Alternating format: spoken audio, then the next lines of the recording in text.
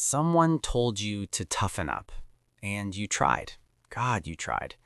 You learned to laugh it off, to say, I'm fine, before anyone could ask, to shrink yourself into something smaller, quieter, easier to be around. But here's what nobody tells you. That trying to be less of yourself, that's not strength, that's a wound. And it's been bleeding quietly for years. Think back. Maybe you were 8 years old. You came home crying because someone at school said something cruel, and the adult in the room, someone you trusted, looked at you and said, "You're so sensitive. It was just a joke. Why do you always have to make everything a big deal?" And something shifted. Not loudly, not all at once, but something in you decided right then that your feelings were a problem, that your tears were embarrassing, that the way you experienced the world, fully, deeply, with your whole heart, was wrong. So you started editing yourself. Before you spoke, you filtered. Before you cried, you swallowed it.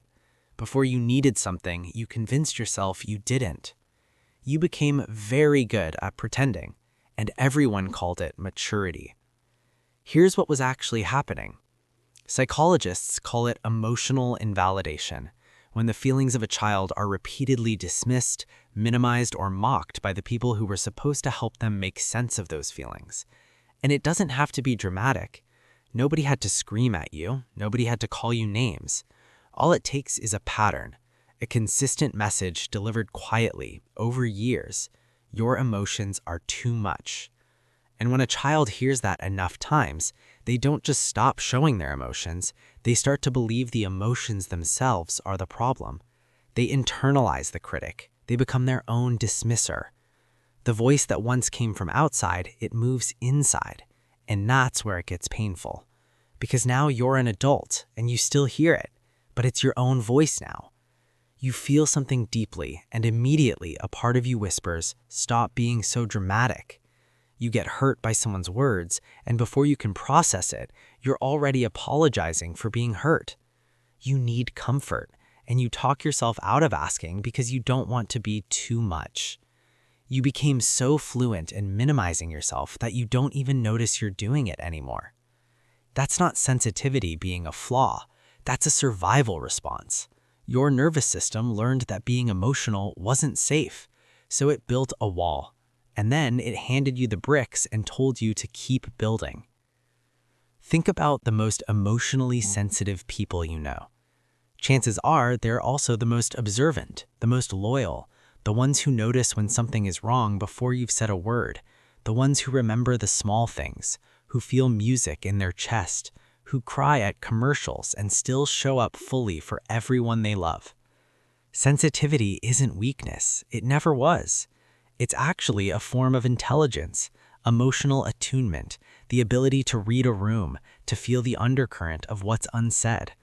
Research consistently shows that highly sensitive people process information more deeply. They think before they act. They care, genuinely, not performatively. The world didn't need to fix your sensitivity. It needed to learn how to hold it. Here's the twist, and stay with this because it matters. The person who told you that you were too sensitive, they were probably told the same thing by someone who was told the same thing. Generation after generation, passing down emotional suppression like an heirloom nobody wanted but everyone inherited. They weren't trying to break you.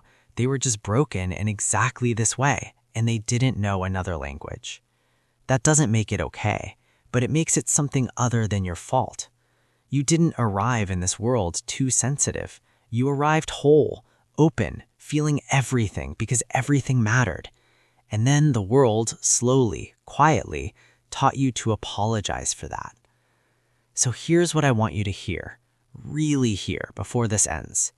Your sensitivity is not your wound. The wound was being told it was.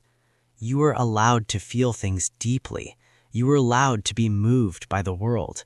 You were allowed to need things, to cry without justification, to hurt without explanation. You don't have to earn the right to your own emotions. The version of you that was called too sensitive, they weren't wrong about the world. They just hadn't found the people yet who could handle how beautifully, terrifyingly alive they were. You weren't too much. You were just in the wrong rooms. And maybe, just maybe, it's time to find better ones.